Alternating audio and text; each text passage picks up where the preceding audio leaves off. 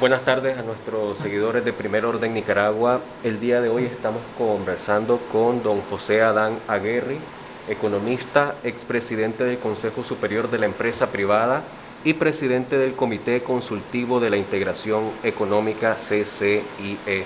Muchas gracias, don José Adán Aguerri, por atendernos en esta entrevista. Queremos conversar sobre algunos temas económicos. Empezando por el de la reforma a la Ley 842, Ley de Defensa a los Consumidores. ¿Por qué ustedes consideran como sector privado que esta reforma va a incidir negativamente en el sistema financiero nicaragüense? Fíjate que primero agradecer la oportunidad. Cuando hablamos de esta ley nos estamos refiriendo básicamente a dos situaciones. Recientemente decidí escribir al respecto porque quise diferenciar entre lo que son las consecuencias y los riesgos que tiene en este momento esta ley, esta reforma de ley, no solo el sector financiero, lo tiene para el país en general.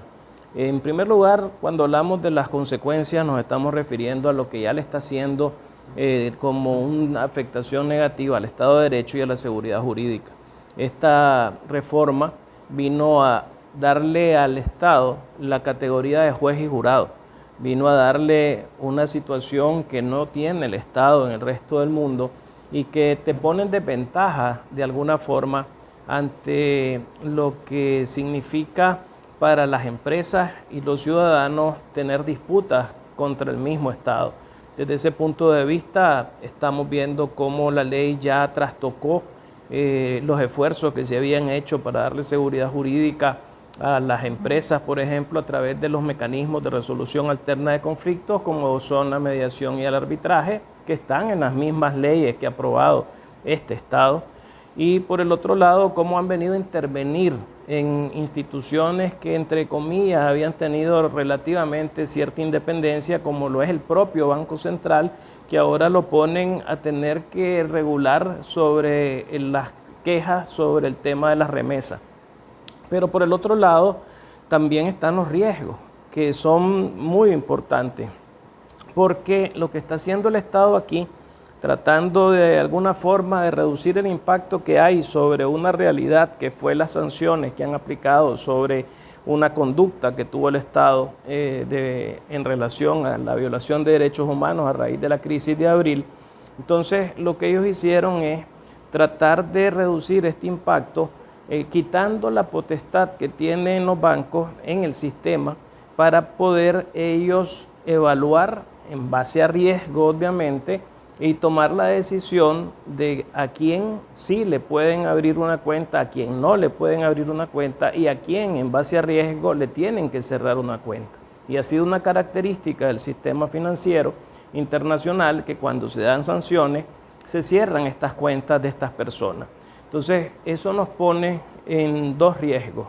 Por un lado, que el Estado decida abrir a sanciones, que el Estado pida abrir las cuentas de estos sancionados, y por el otro lado, si eso no lo hace, que la propia comunidad que trabaja en este ámbito decida entonces que como se quitó esa potestad, nosotros corramos riesgos de perder las corredurías financieras o acceso a líneas de crédito o la relación con empresas de tarjeta de crédito o de remesa. Ahí está de alguna manera encapsulado las consecuencias y los riesgos que tiene esta reforma. Asoban fue consultado por la Comisión Económica de la Asamblea Nacional. Según un economista, Asoban fue citado por esta comisión. ¿Qué planteó Asoban en estas reuniones con esa parte de la Asamblea Nacional? Lo que hizo Asoban fue mandar una comunicación por escrito, una comunicación muy concisa, muy clara, muy contundente, donde básicamente está explicando que nosotros estamos haciendo algo también único en el mundo. Así como se tomó la decisión de hacer al Estado juez y jurado, o sea, hacerlo un consumidor, y al hacer al Estado consumidor, hacerlo un consumidor privilegiado, también se tomó la decisión en este sentido de que se le quitara la potestad al sistema, a los bancos en este caso, de tomar esa decisión de a quién sí y a quién no, en base, por supuesto, a lo que es el riesgo en prevención del lavado de dinero, y trasladarle esa decisión final al Estado. Entonces, el problema de esto, y lo ejemplifico de la siguiente manera.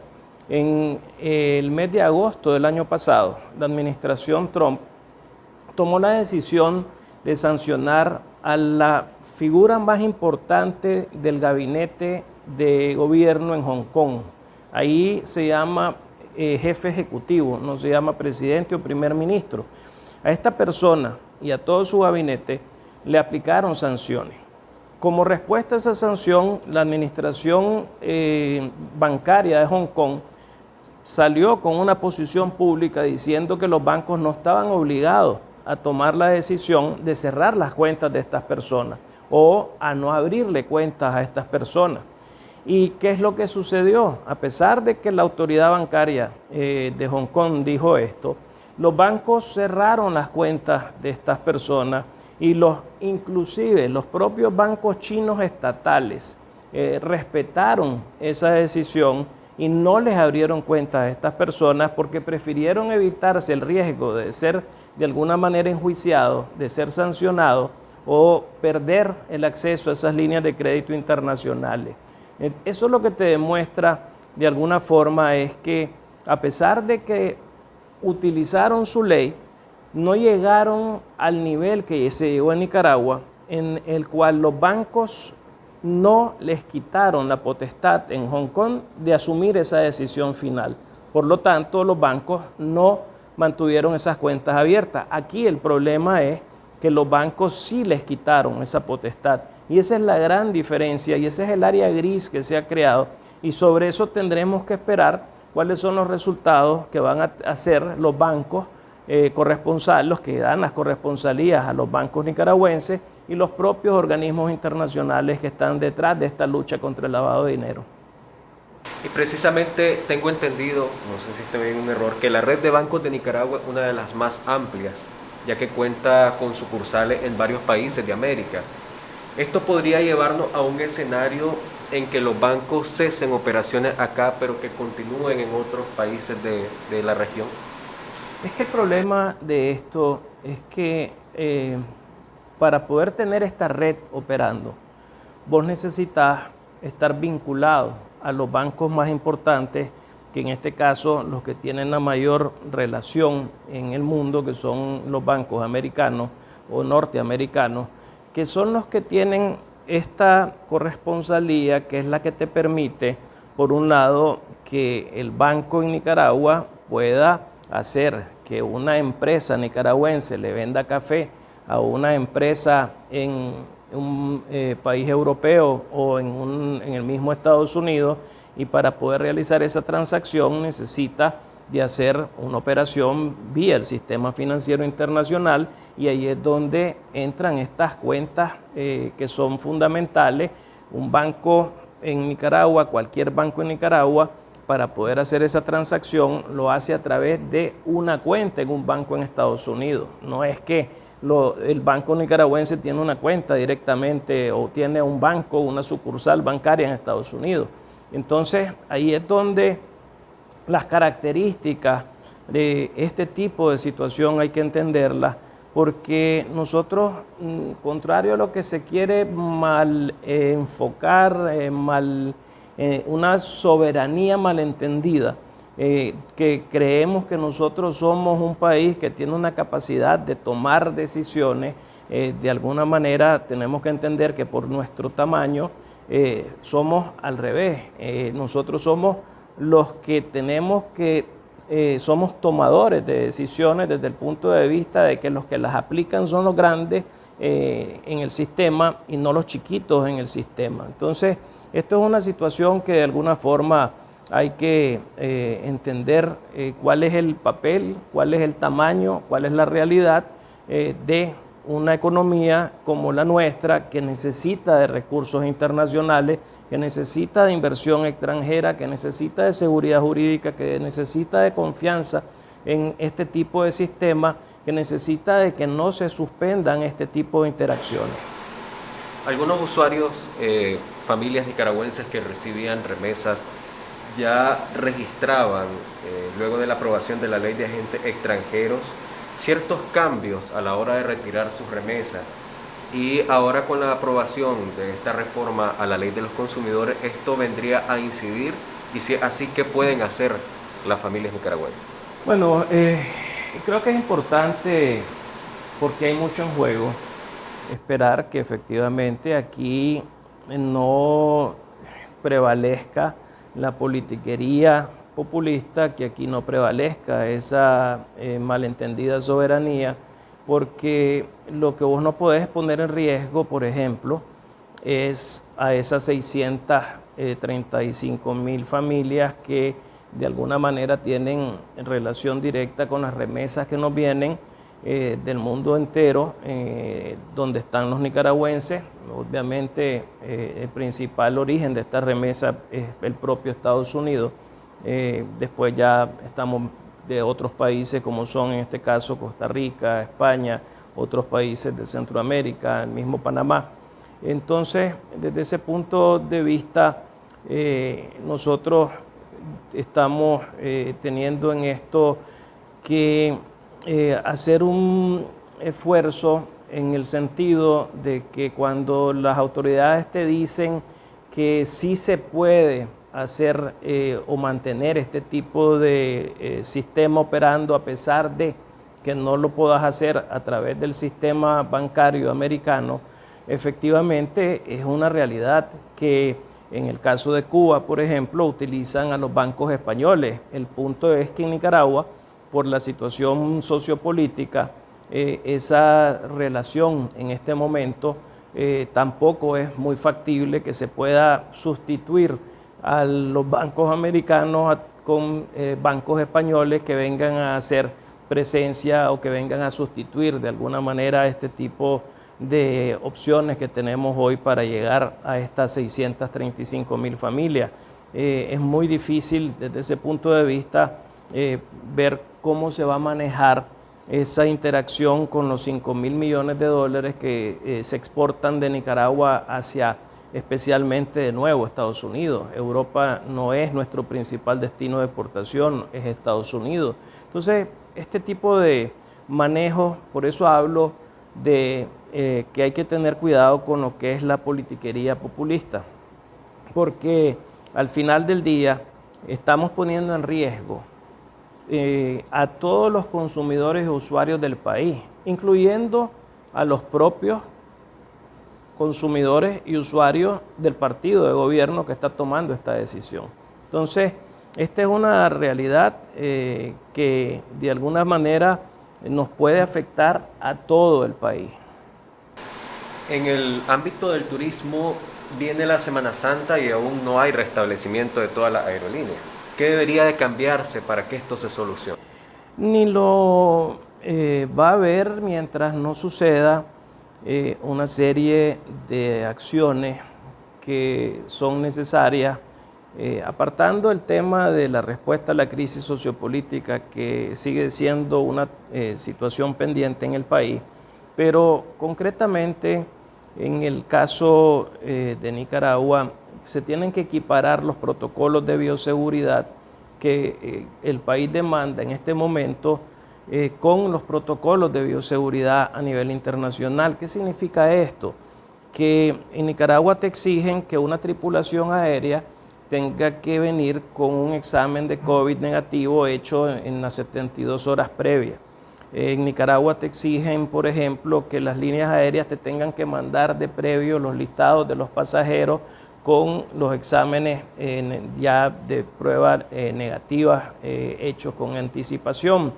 Este tipo de situación ha significado que las tripulaciones americanas que trabajan bajo un tipo de leyes distintas, bajo sindicatos de aviación que son muy poderosos y que de alguna manera tienen su propia legislación, no han permitido que las líneas aéreas americanas estén viniendo a Nicaragua, y por eso es que vemos que cada mes se va postergando este anuncio de seguir diciendo que vienen al siguiente mes. Entonces, en primer lugar es esa equiparación de protocolos. En segundo lugar, se tiene que permitir que haya pruebas rápidas en el país. ¿Por qué hablamos de pruebas rápidas? El mundo entero hoy, para atender la situación de la pandemia, lo que está provocando para que de alguna manera podamos equilibrar la seguridad sanitaria con la no destrucción económica que puede provocar consecuencias también muy negativas. Entonces, en ese equilibrio entre salud y economía, lo que han tomado la decisión es de que los países, para que vos puedas entrar, tenés que llevar una prueba negativa, pero no solo una prueba negativa molecular que se llama, que es la que se hace aquí en Nicaragua, sino que te permiten también las pruebas de antígeno, que son las conocidas como pruebas rápidas. Estas pruebas rápidas no necesitan de 3 días de anticipación.